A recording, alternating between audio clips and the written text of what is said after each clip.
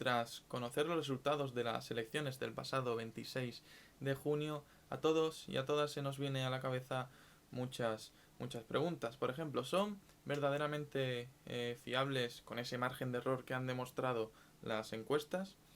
¿A dónde ha ido ese millón de votos que ha perdido la coalición Unidos Podemos? Al Partido Socialista, desde luego no, pues han perdido tanto en escaños como en votos.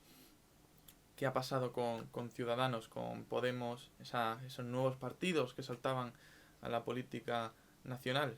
¿Se traduce eso en un avance de nuevo del bipartidismo? Y sobre todo, ¿de dónde vienen esos casi 700.000 votos al Partido Popular? Tal vez las encuestas sean simplemente una herramienta de movilización del voto. El caso es que está circulando por la red una carta muy viral, como ya seguramente hayáis leído, de un presidente de mesa en Barcelona. Este contaba de la poca seriedad que hay tanto en el conteo de votos como a la hora de hacerlos oficial, de llevarlos al juzgado, que no se siguen los procedimientos que hay que seguir según la ley orgánica que controla las elecciones.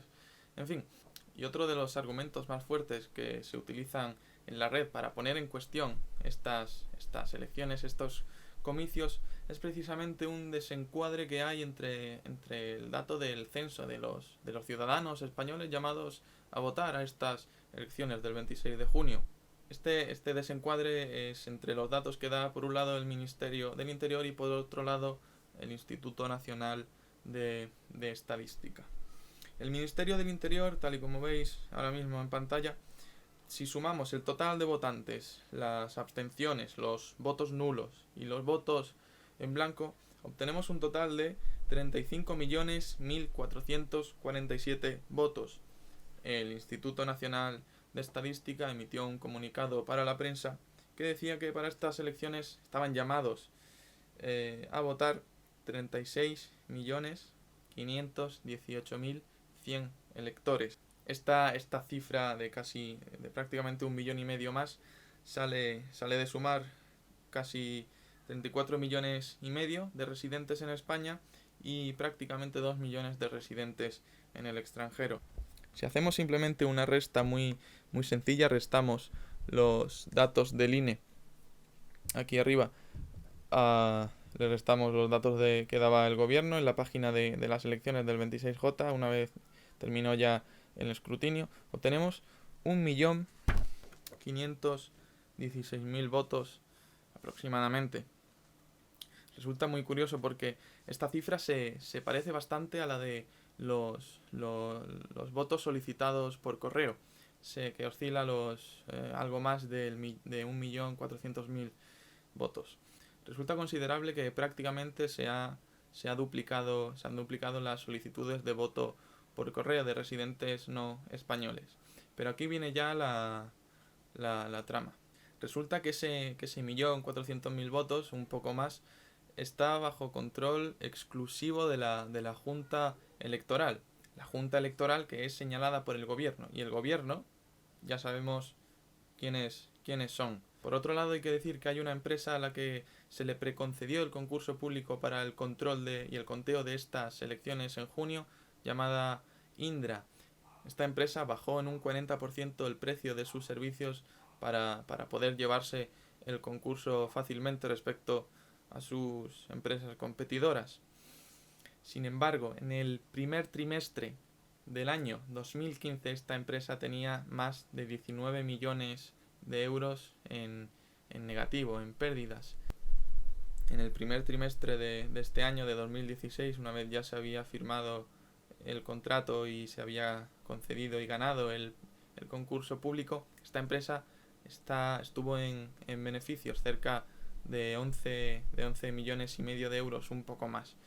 Es decir, en un año prácticamente no solo han liquidado sus números en negativo, sino que se han puesto por encima.